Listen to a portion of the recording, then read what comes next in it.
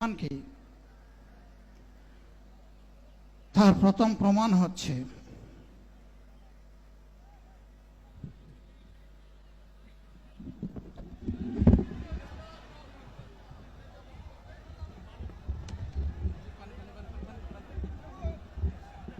শিরে আরেকবার আমি শুকরিয়া আদায় করছি আলহামদুলিল্লাহ। সম্মানিত বন্ধুগণ, যাদের ত্যাগ এবং কুরবানির বিনিময়ে 15.5 বছরের কঠিন অন্ধকার যুগের যাতাতলে পিষ্ট হয়ে যারা তিলে তিলে দুনিয়া থেকে নির্যাতিত হয়ে বিদায় নিয়েছেন, অপশক্তির বিরুদ্ধে প্রতিবাদ করতে গিয়ে বিদায় নিয়েছেন, যারা লড়াই করে আহত হয়েছেন, পঙ্গুত্ব বরণ করেছেন, তাদের মধ্যে নতুন করে বাসা বেঁধে করবো ইনশাআল্লাহ। সম্মানিত ভাইয়েরা, আসরের নামাজ আসন্ন, আরো অনেক বক্তা ছিলেন, তাদেরকে আমরা দিতে পারি নাই, আমরা দুঃখিত। এজন্য আমার লম্বা কথা বলার সুযোগ নেই। যারা এখানে কথা বলেছেন তারা আমার মনের কথাগুলোই তুলে ধরেছেন। আমি শুধু বলতে চাই, আগামীর বাংলাদেশটা কেমন হবে? আমি বলি আরেকটা লড়াই হবে ইনশাআল্লাহ। একটা লড়াই হয়েছে ফ্যাসিবাদের বিরুদ্ধে, আরেকটা লড়াই হবে দুর্নীতির বিরুদ্ধে ইনশাআল্লাহ। এই দুর্নীতির মূল উৎপাটন করার জন্য যা দরকার, আমরা তারুণ্য এবং যৌবনের শক্তিকে একত্রিত করে সেই লড়াইয়েও ইনশাআল্লাহ আমি জয়লাভ করব। প্রিয় ভাইয়েরা, জামাতে ইসলামী যে দুর্নীতিমুক্ত সমাজ গড়বে তার প্রমাণ কি? তার প্রথম প্রমাণ হচ্ছে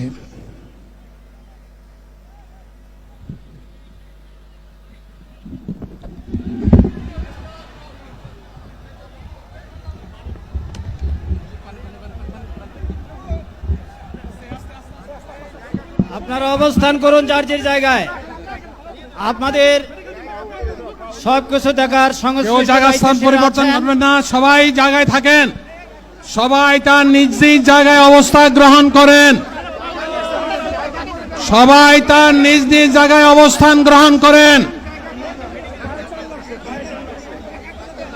আপনারা নিজ নিজ জায়গায় থাকুন, প্রয়োজনীয় দিক নির্দেশনা দেওয়া হবে। আপনাদের উত্তেজিত উদ্বেলিত হওয়ার কোনো কারণ নেই। মহান রাব্বুল আলামিনের একান্ত মেহেরবানিতে আমাদের প্রোগ্রাম আলহামদুলিল্লাহ, শুকরান, আলহামদুলিল্লাহ কাসিরান। সম্মানিত ভাইয়েরা, আপনারা সম্মানিত ভাইয়েরা, আল্লাহ রাব্বুল আলামিনের রসের মেহমানিতে এই গরমের কারণে মাহফিল মুহতারাম আমিরে জামাত চিরাই সুস্থ হয়ে যাবেন ইনশাআল্লাহ। আমি আল্লাহ তাআলার শুকরিয়া আদায় করি, আল্লাহ তাআলার শুকরিয়া আদায় করি আবার আপনাদের সামনে দাঁড়াতে পেরেছি। আমি বলেছিলাম দুর্নীতিমুক্ত বাংলাদেশ ইনশাআল্লাহ সবাইকে নিয়ে আমরা গড়ব। আমরা কথা দিচ্ছি, বাংলাদেশ জামাত ইসলামী যদি আল্লাহ তাআলার মেহেরবানি এবং সরকার জনগণের ভালোবাসা নিয়ে সরকার গঠন করে, তাহলে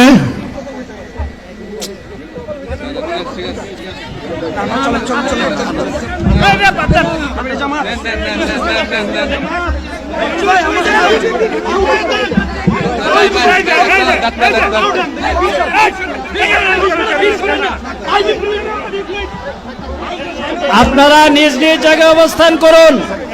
আমাদের স্বেচ্ছাসেবকগণ আছেন, সংশ্লিষ্ট বিভাগের দায়িত্বশীলরা আছেন, তারা প্রয়োজনীয় ব্যবস্থা নেবেন।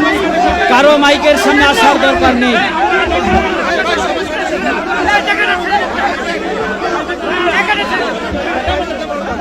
আপনারা অবস্থান করুন নিজ নিজ জায়গায়।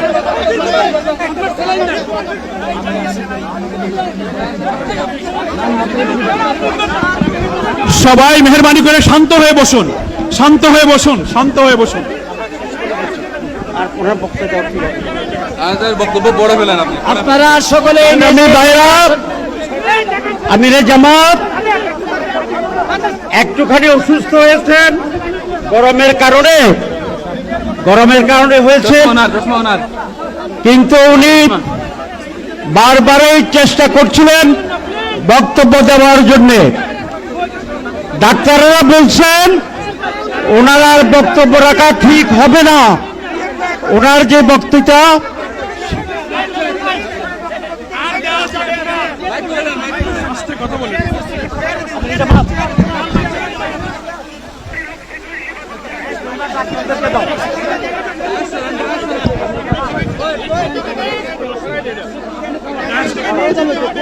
আপনারা নিজ নিজ আসনে উপবেশন করুন।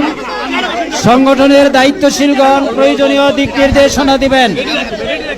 আপনাদেরকে নিজ নিজ জায়গায় অবস্থান করার জন্য অনুরোধ করা হচ্ছে। আচ্ছা দেন না এখানে। আপনাদের এই ড্রোনগুলো আলহামদুলিল্লাহ আলহামদুলিল্লাহ। আরে আল্লাহ যত সময় হায়াত দিয়েছেন, আল্লাহ যত সময় হায়াত দিয়েছেন তত সময় মানুষের জন্য লড়াই করব ইনশাআল্লাহ। এ লড়াই বন্ধ হবে না। বাংলার মানুষের মুক্তি অর্জন হওয়া পর্যন্ত আমাদের লড়াই অব্যাহত থাকবে। বলছিলাম জামাতে ইসলামী যদি আল্লাহর ইচ্ছা এবং জনগণের ভালোবাসায় বাংলাদেশের মানুষের সেবা করার সুযোগ পায়, তাহলে মালিক হবে না, সেবক হবে ইনশাআল্লাহ।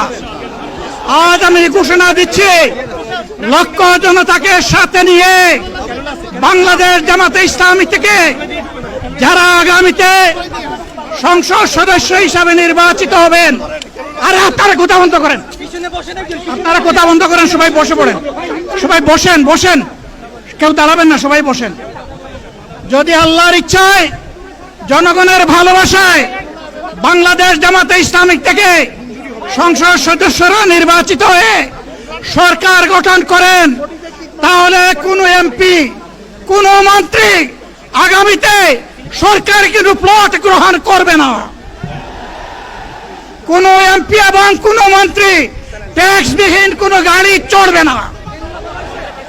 কোন এমপি এবং কোন মন্ত্রী তার নিজের হাতে কোনো টাকা চালাচালি করবে না। কোন এমপি এবং কোন মন্ত্রী যদি তার নির্দিষ্ট কোনো কাজের জন্য বরাদ্দ পেয়ে থাকেন, কাজ শেষ হওয়ার সাথে সাথে বাংলাদেশের 18 কোটি মানুষের কাছে তারা তার প্রতিবেদন তুলে ধরতে বাধ্য হবেন। সম্মানিত বন্ধুগণ, চাঁদা আমরা নিব না, দুর্নীতি আমরা করব না, চাঁদা আমরা নিতে দেব না, দুর্নীতি আমরা সহ্য করব না। এই বাংলাদেশটাই আমরা দেখতে চাই। যুবকদেরকে আমরা স্পষ্ট ভাষায় বলতে চাই, বন্ধুগণ, তোমাদের সাথে আমরা আছি। আমি আজকে জামাতের আমির হিসাবে এখানে কথা বলতে আসিনি। আমি এসেছি বাংলাদেশের 18 কোটি মানুষের একজন হয়ে কথা বলতে। আমি শিশুদের বন্ধু, আমি যুবকদের ভাই, আমি বয়স্কদের সহযোদ্ধা, আমার বোনদের আমি ভাই। সুতরাং তাদের মুক্তির জন্যই আমি দায়িত্ব নিয়ে আজকে এখানে দাঁড়িয়েছিলাম। আল্লাহর ইচ্ছা শরীর আমাকে সাময়িকভাবে সহযোগিতা করে নাই, এটাও আল্লাহর ইচ্ছা যে এখন আল্লাহ আমাকে কথা বলার সুযোগ দিচ্ছেন। আমি বলতে চাই, বাংলাদেশের নির্দিষ্ট কোন শ্রেণীর মুক্তির জন্য আমাদের এই লড়াই নয়। রাস্তার একজন পরিচ্ছন্নতা কর্মী, চা বাগানের একজন শ্রমিক, রক্ত পানি করে ঘাম জড়ানো আমার একজন রিক্সা চালক ভাই মাঠে ময়দানে বাংলাদেশের মানুষের মুখে যারা এক মুঠো ভাত তুলে দিতে চায়, আমার সেই কৃষক বন্ধুটি, আমি তাদের হয়ে আজকে এখানে কথা বলতে এসেছি। আমি কোনো অভিজাত শ্রেণীর হয়ে এখানে কথা বলতে আসিনি। আল্লাহ তাআলার অশেষ মেহেরবানি, আজীবন সকল রক্ত চক্ষুকে উপেক্ষা করেছি, জেল জুলুমের পরোয়া করি নাই। আমার আফসোস 24 সালে জাতিকে মুক্তি দিতে গিয়ে যারা জীবন দিয়ে শহীদ হলো, আমি তাদের একজন হতে পারলাম না। আপনাদের কাছে দোয়া চাই, ইনসাফের ভিত্তিতে একটি দেশ গড়ে তোলার জন্য আগামীতে যে লড়াই হবে, আমার আল্লাহ যেন সেই লড়াইয়ে আমাকে একজন শহীদ হিসাবে কবুল করেন। সম্মানিত বন্ধুগণ, আমাদের প্রিয় শহীদ নেতৃবৃন্দ 2006 সালের 28 অক্টোবর থেকে শুরু করে পল্টন গণহত্যা, শাপলা গণহত্যা, সারা দেশের গণহত্যা, পিলখানার গণহত্যা, 24-এর গণহত্যা, এই গণহত্যা যারা করেছে তাদের সকলের বিচার বাংলাদেশের মাটিতে নিশ্চিত করতে হবে। এদের বিচারের দৃশ্যমান প্রক্রিয়া শুরু না করা পর্যন্ত পুরানা ব্যবস্থাপত্রে বাংলাদেশ আর চলবে না। এতগুলো মানুষ এমনি এমনি জীবন দেয় নাই, জীবন দিয়েছে জাতির মুক্তির জন্য। যদি বস্তাপোতা পুরানা সবকিছুই টিকে থাকবে, তাহলে কেন তারা জীবন দিয়েছিল?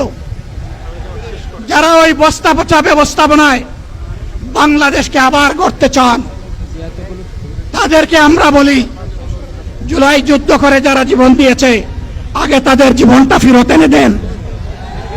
যদি শক্তি তাকে ফেরত এনে দেন, আপনারা পারবেন না। যেহেতু পারবেন না, কাজেই নতুন ব্যবস্থায় নতুন বাংলাদেশ গড়ে তোলা হবে ইনশাআল্লাহ।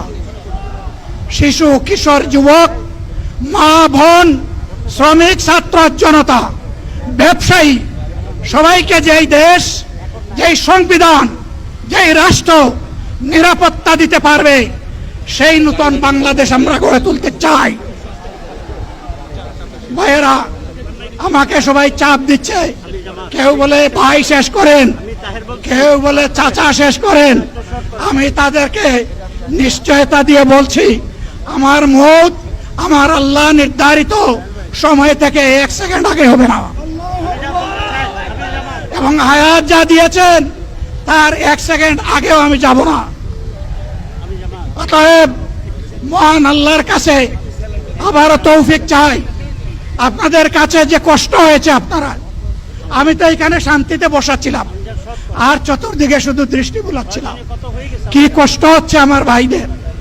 প্রিয় ভাইরা, এই কষ্ট আল্লাহর জন্য। এই কষ্ট কার জন্য? ইনশাআল্লাহ আল্লাহ তাআলা আপনাদেরকে তার উপযুক্ত যা দুনিয়ায় দিবেন, আখিরাতে দিবেন। আপনাদের এই ত্যাগের বিনিময়ে নতুন বাংলাদেশ আমরা পেয়ে যাব।